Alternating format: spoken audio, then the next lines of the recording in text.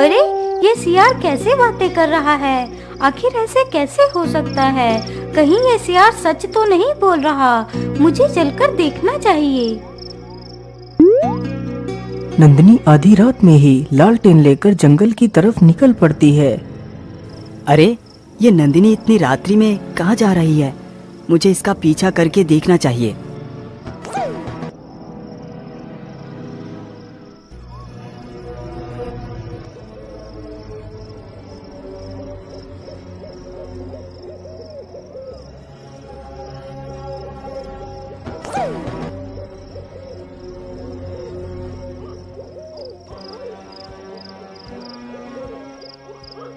किशोर अपनी पत्नी का पीछा करते हुए काफी दूर निकल जाता है।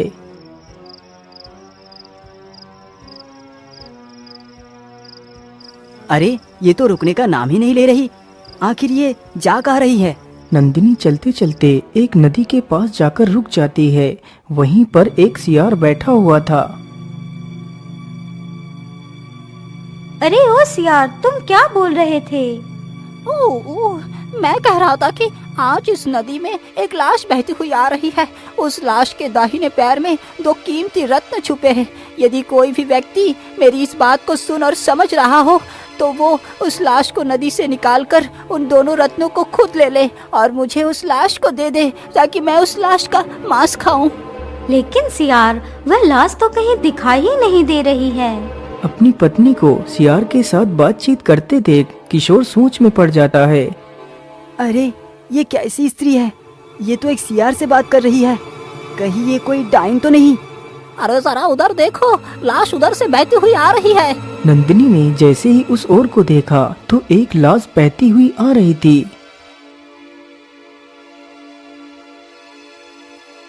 अरे तुम जल्दी से नदी के अंदर उतरो, नहीं तो वो लाश तथा वो कीमती रत्न तुम्हारे हाथ से निकल जाएंगे।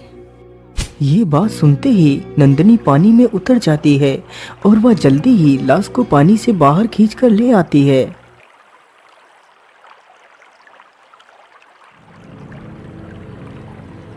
अरे वाह वाह वाह, तुम तो कितनी बहादुर हो। मैंने तुम्हारे लिए लाश को बाहर निकाल दिया। अब तुम मुझे उन कीमती रत्नों को इसकी टांग से निकाल कर दो।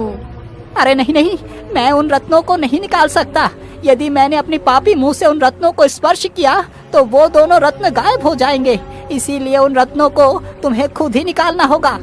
लेकिन मैं कैसे निकाल सकती हूँ? मेरे पास तो कोई खंजर भी नहीं है। वैसे मेरे हिसाब से यदि तुम्हारे पास कोई खंजर नहीं है तो तुम अपने दांतों से ही इस लाश की चमड़ी को फाड़ कर उन दोनों रत्नों को बाहर निकाल लो। अरे राम राम राम, मैं अपने मुंह से इस लाश को कैसे काट सकती हूँ? अरे बेटी, तुम ज्यादा विचार ना करो, जैसा मैं कहता हूँ वैसा ही करो। सियार की यह बात सुनकर नंदिनी ज्यादा कुछ नहीं सोचती। वह अपने मुंह से ही उस लाश की टांग की चमड़ी को काटने लगती है। उधर यह सारा दृश्य देखकर तो किशोर के होश ही उड़ जाते हैं। अरे बाप रे बाप, जैसा मैंने सोचा था ये तो बिल्कुल वैसा ही हुआ। ये तो एक डाइन है। ये तो इंसान का मांस खा रही है। अरे भाग ले बेटा किशोर, नहीं तो ये डाइन तेरा भी नाश्ता कर लेगी।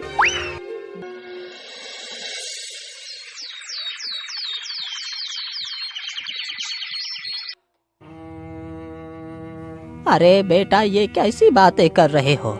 आखिर 2 दिन पहले ही तो तुम्हारा विवाह हुआ है और आज तुम बहू को घर से भगाने की बात कर रहे हो।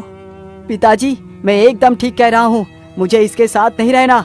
आप इसे आज ही इसके मायके छोड़कर आओ। लेकिन बेटा, तुम बहू के साथ रहना क्यों नहीं चाहते? आखिर इसने क्या किया है?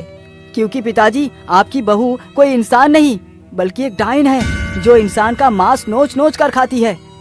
अरे बेटा, तुम ये कैसी बातें कर रहे हो? क्या तुम्हारा दिमाग तो ठीक है?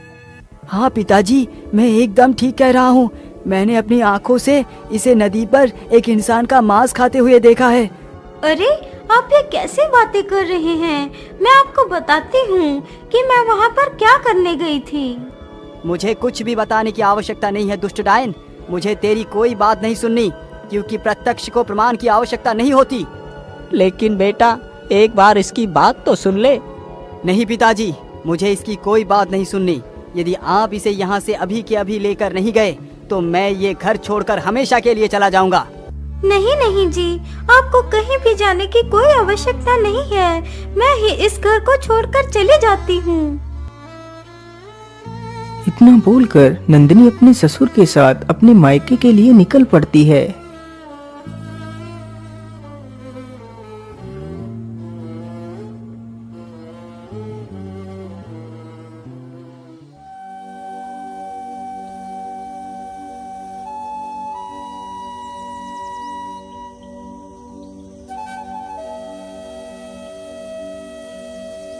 वह दोनों चलते चलते काफी दूर निकल जाते हैं। पैदल चलने की वजह से रामलाल तो थक जाता है।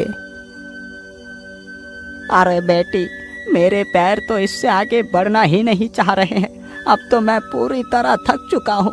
हम ऐसा करते हैं, थोड़ी देर उस पेड़ के नीचे चलकर आराम कर लेते हैं, फिर आगे का सफर तय करेंगे। ठीक है पिताजी, जैसा आप उचित समझे। इतना सोचकर वह दोनों पेड़ के पास जाते हैं। रामलाल तो थकान से चूर था। वह पेड़ के नीचे लेटते ही सो गया। उसी पेड़ के ऊपर एक कौवा रहता था। अरे आप लोग इस पेड़ के नीचे ना सोइए, नहीं तो अच्छा नहीं होगा। यदि आप लोग मेरी बात को समझ पा रहे हैं तो यहाँ से तुरंत चले जाइए। अरे कौवे, मैं तुम्हारी भाषा समझती हूँ। आखिर तुम हमें इस पेड़ के नीचे से क्यों भगा रही हो? मैं तुम्हें इस पेड़ के नीचे से इसलिए भगा रहा हूँ क्योंकि इस पेड़ के नीचे काल रहता है। लेकिन कैसा काल? मैं कुछ समझी नहीं। आखिर तुम क्या कहना चाहते हो? अरे मैं यही कहना चाहता हूँ कि इस पेड़ के नीचे तुम उस बिल को तो देख ही रहे हो। हाँ हाँ कौवे, मैं उस बिल को देख सकती हूँ। आखिर क्या है उस बिल में?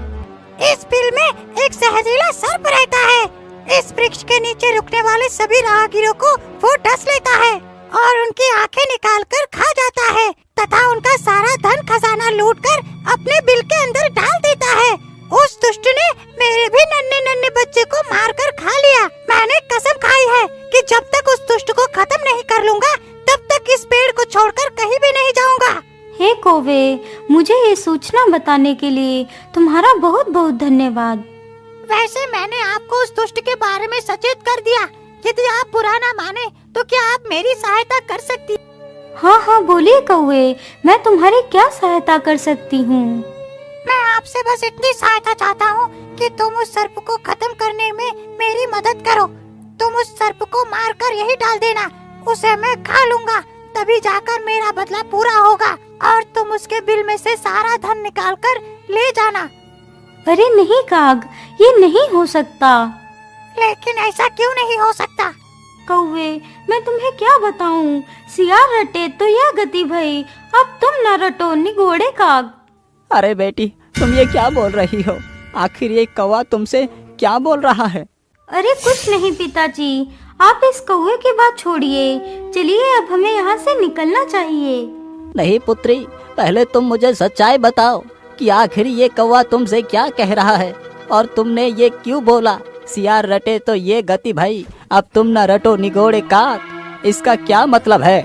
पिताजी, मैं इन पशु पक्षियों की भाषा को बोल और समझ सकती हूँ। सियार रटे तो यह गति भई का मतलब है कि मैं अपने कमरे में लेटी हुई थी। आपके पुत्र तो सो रहे थे, लेकिन मुझे नींद नहीं आ रही थी। तभी एक सियार की आवाज आई कि नदी में एक लाश बहती हुई आ रही है, जिसके दाहिने पैर में 2 रत्न छिपे हुए हैं। यदि कोई व्यक्ति मेरी इस बात को समझ रहा है तो वह नदी के किनारे पर आ जाए। यह सुन के मैं जल्दी जल्दी नदी के पास जा पहुंची। इसके बाद क्या हुआ पुत्री? पिताजी, मैं नदी पर तो पहुंच गई थी, लेकिन कोई खंजर नहीं ले जा पाई, जिसकी वजह से मैं अपने दांतों से ही उस लाश की टांग को फाड़कर उन दोनों रत्नों को निकाल कर ले आई। लेकिन यह सब कुछ करते हुए मुझे आपके बेटे ने छिपकर देख लिया। उन्हें लगा कि मैं एक डायन हूँ जो इंसान का मांस खाती है। उस सियार के चक्कर में पड़कर ही तो मेरी ये दुर्दशा हुई है कि मुझे अपने घर से ही निकाल दिया गया। यदि तुम उन रत्नों को निकाल कर लाई हो तो वो दोनों रत्न कहाँ है? पिताजी, यह देखिए, यही है वो दोनों रत्न। दोनों रत्नों को देखकर तो रामलाल की आंखें फटी की फटी रह जाती हैं। लेकिन पुत्री, तुमने ये बात किशोर को क्यों नहीं बताई? लेकिन कैसे बताती, उन्होंने मेरी कोई बात सुनी ही नहीं, तो मैं क्या करती।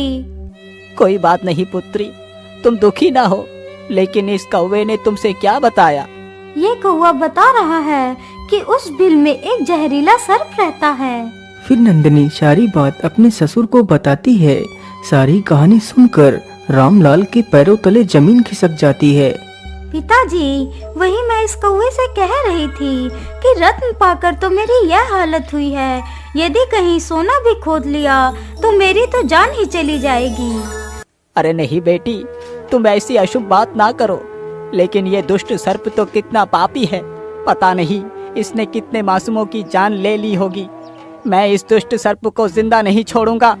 कौवे, तुम दुखी ना हो, मैं तुम्हारा बदला जरूर लूंगा। लेकिन पिताजी, आप उसे मारेंगे कैसे?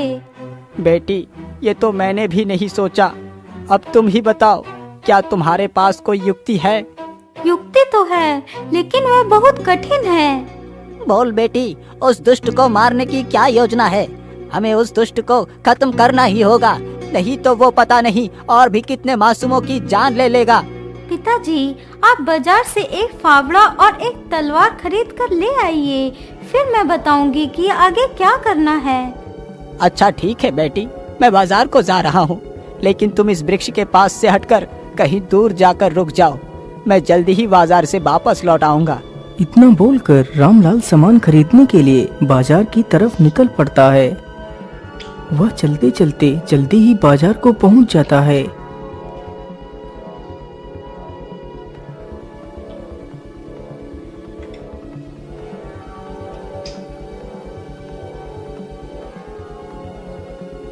अरे लोहार भाई, आप मुझे एक फावड़ा तथा एक तलवार दे दीजिए। लोहार तुरंत ही एक तलवार तथा एक फावड़ा दे देता है।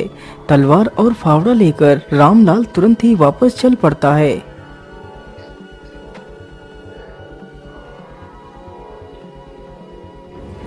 रामलाल जल्दी ही उस स्थान पर पहुंच जाता है जहां पर उसकी बहू खड़ी हुई थी। ये लो बेटी, मैं तलवार और फावड़ा लेकर आ गया हूँ। पिताजी, आप फावड़े को उधर दूर रख दीजिए और तलवार लेकर उस पेड़ के पीछे छिप जाइए। मैं इसी पेड़ के नीचे सोने का नाटक करूंगी। जैसे ही वह सर्प मुझ पर हमला करने के लिए आएगा, तभी आप उस पर हमला कर देना, जिससे वह सर्प मारा जाएगा। अरे नहीं पुत्री, तुम ये कैसी बातें कर रही हो? तलवार लेकर मैं नहीं, बल्कि तुम जाओ। मैं तुम्हें कोई भी खतरा मोड़ नहीं लेने दूंगा। अभी तुम्हारी पूरी जिंदगी पड़ी है जीने के लिए, और मेरा क्या, मैं तो अपनी जिंदगी जी चुका हूँ। मुझे कुछ हो भी जाए तो भी कोई फर्क नहीं पड़ता। अरे नहीं पिताजी, आप ये कैसी बातें कर रहे हैं? मेरे रहते हुए आपका कोई भी बाल भी बांका नहीं कर सकता। इतना बोलकर नंदिनी तलवार लेकर पेड़ के पीछे छिप जाती है और रामलाल चुपचाप वहीं पेड़ के नीचे लेट जाता है और सोने का नाटक करता है। कुछ देर गुजरने के बाद वह सर्प पेड़ की तरफ ही बढ़ता हुआ चला आ रहा था। अरे वाह वाह वाह, आज फिर से एक नया शिकार मेरी प्रतीक्षा कर रहा है। सर्प जैसे ही रामलाल के करीब आता है, तभी पीछे से नंदिनी तलवार से उस सर्प के 2 टुकड़े कर देती है। यह देखकर कौवा बड़ा खुश हो जाता है।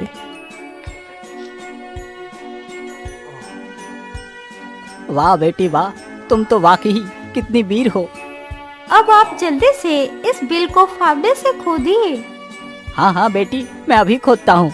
इतना बोलकर रामलाल फावड़े से उस सर्प के बिल को खोदने लगता है। कुछ देर खुदाई करने के बाद उस सर्प के बिल से काफी सारा धन तथा हीरे जवाहरात निकलते हैं। यह देखकर वह दोनों बहुत ही खुश हो जाते हैं। रामलाल जल्दी ही एक कपड़े पर उस सारे धन को एकत्रित कर उसकी एक पोटली बना लेता है। चलो बेटी, अब मेरे साथ घर चलो।